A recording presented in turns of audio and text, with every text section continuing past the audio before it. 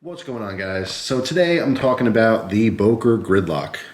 This is a really unique knife, very cool design. Alright, but before I get started on the knife, I did want to give a huge thank you to Blade HQ. I was looking for this knife and I saw that they were selling it. They hooked me up so I can make this video for you guys and check out the knife, so big thumbs up to Blade HQ. You guys over there are just awesome. You guys are extremely familiar with it. They're very much a big part of the knife community, so just a huge thank you to them for that. Besides this clear version, they also make a black version, so if you don't like seeing what's going on here in the mechanism, they do have one that's completely covered. And I do believe, not from experience, but just as a guess, that this clear acrylic scales that are on this one would not be quite as durable as those black ones. All right, so if you're looking for, this to carry day in and day out, you might want to consider the other one. But this is not for use. In fact, I did not even use this one. So you're thinking, hey, how can you do a video to even use a knife? Well, this one's sporting some AUS 8 steel, and from this point on, it's just very plain Jane. All right, I don't think the reason why you would get something like this is for the performance. This is very much a gimmick. It's a very cool gimmick. It is still a very usable knife. I mean, it's a sharp AUS 8 blade, bead blast on there, simple design, drop point. But again, I mean, if that's all you saw and this was just plain Jane back there, I don't think people are gonna, end up picking this over the plethora of different knife options out there. These sell for $90. Again, performance-wise, I don't think you're getting a ton of performance for $90. You could do much better as far as, blades can stay sharper and more comfortable and all that kind of stuff. This is all about this right here, the novelty factor. The cool factor. For me, it's super cool. But first, let me show you, this is part of the Boker Plus line. These are made over in China. You guys are probably very familiar with the box by now, but this is what it came with. So this shows you some quick information on how to use it. You can pause right there if you want to see the paperwork, but of course I'll show you. So that can go off to the side for now. So yeah, this is a collaboration from Grant and Gavin Hawk, and they have a very similar design. I think it's called the Beetle. It's a custom knife. I think they might even offer a mid-tech version of it, or a semi-production, semi-custom, however you want to see that. But this is the, cheaper production version, okay? Quick specs, AUS again, 8 on the blade. Is that new steel? AUS again, 8? No. AUS 8... pause again, because I already mentioned it, on that blade. It is bead blasted, 3.25 inches, all right, closed, 4.25 inches, making it 7.5 inches overall, and it's fairly lightweight at 2.9 ounces. What's most exciting about this knife is just how it works, how it opens and closes. Because there's clear scales, you can clearly see it, all right? You can see that there's basically two major handle pieces here, and with a combination of pins, it opens up just like so. All right, closes just like so. I will do a lot of opening and closing in the video so you guys can see how this is working. In this particular case, there is a spring, which you can hear. It's a little squeaky. So a little squeaky in there. You could take the scale off and throw some oil on the spring towards the ends, but yeah, there's a spring tension on this one. I don't know if the Beetle has it, but the other version I saw, it used a like a real thick piece of rubber that would be able to stretch out and pull back in as opposed to a spring, which is pretty interesting. But this is essentially just a different version of the toggle lock we've seen in the Kershaw ET, which I got back in my collection, which is awesome.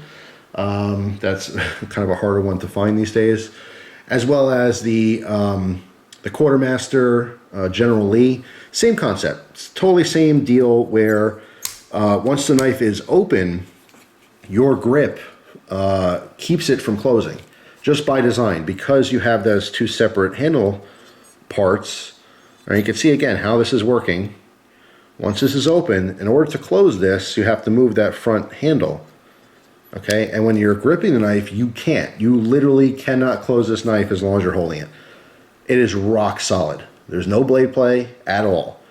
This is super cool for a lot of people around the world. If you, and again, I mean, technically this is still a locking knife, which we'll talk about in just a second here, but just from a quick check, it opens, it closes. It doesn't seem like there's any kind of locking mechanism on there, okay? In this particular design, there happens to be on the back here an actual lock. So when you roll that forward, it literally keeps it from closing. Okay, so it does technically have a lock on here, which is cool. I think it's very cool, but I actually think a version without this would be very popular for people overseas who can't have locking knives, but you still have a design that's going to be extremely strong once you're gripping it. There's a couple different knife designs in general that will do that for you. But yeah, this one does actually lock. Again, forward to lock, roll it back to unlock. Very easy to get to. You can see the large, jimped surface here. Almost looks like a gear. All right. As far as opening, there is a flipper on top, which is very comfortable to use. All right, you can open and close it one-handed. All right, you can see the blade stops that goes through can also be used as a ambidextrous thumb stud. You can open it as with the thumb stud or the little flipper, or of course two-handed as you saw before. Just really, really unique design. I love the clear scales. I mean, for this specific purpose, obviously it's awesome because you guys can see what's going on here. But just as a presentation, it's a really interesting knife. When I show people my knife collection, and I don't necessarily just grab the expensive ones and go, here, check out this really expensive knife. I grab stuff like this because this is awesome. It is a really, really fun, cool knife. And people love stuff like this way more than they like the expensive stuff. Specifically if they're non-knife people, they don't really appreciate the nuances of, high-end steels and so forth. But something like this, kind of raises the eyebrows and interests a lot of people that aren't generally into knives. This does have a lanyard hole on the back. Now, also just as interesting as the knife mechanism is the pocket clip. However, I do have a little bit of a gripe. I did carry this for 2 days. I didn't end up using a knife while I was carrying it. But I'm not a huge fan of this exact pocket clip. I love the style. So if you can't tell, it's a 2-piece pocket clip where the one piece is mounted here, okay, and then it's obviously screwed into this bar. So it works kind of like a seesaw or a pivot. If you push down on this end, it lifts the other end. All right, just like that. Now it is very tight against the scale. Even though it's a smooth scale, you can't just push this and it'll override into the pocket. It doesn't work. You have to push this down, and it's quite stiff. Okay, so that's the one thing I don't like. I have to literally hold it like this, and as you're pushing it in, you have to really kind of crank down on there in order to get it up over the material on your pants pocket. Very simple, solution to that being super stiff is just extending it. I think that if the piece here was extended, whether it was extended more in the handle or sticking out more, either way, it's going to be a little bit easier to actually lift it up because you have more leverage. Okay, so yeah, I wouldn't mind this sticking out a little bit more, but for most people, you'd probably just want more in the handle because you wouldn't want something sticking out so far.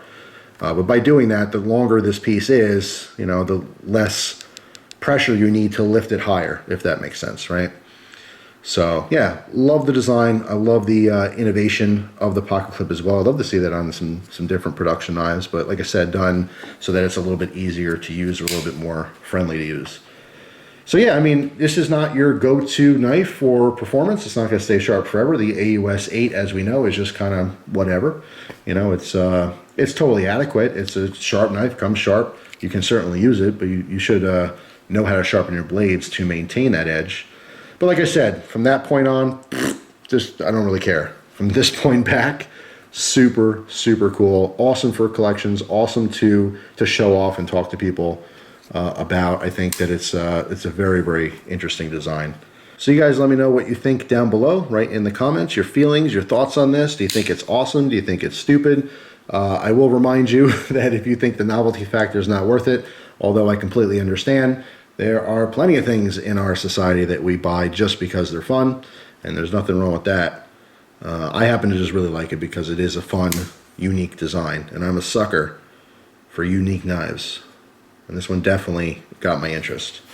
So yeah, Boker Griploc. Let me know what you think. Hope you guys enjoy the video. Thank you again very much, and I will see you guys tomorrow with another video. Take care.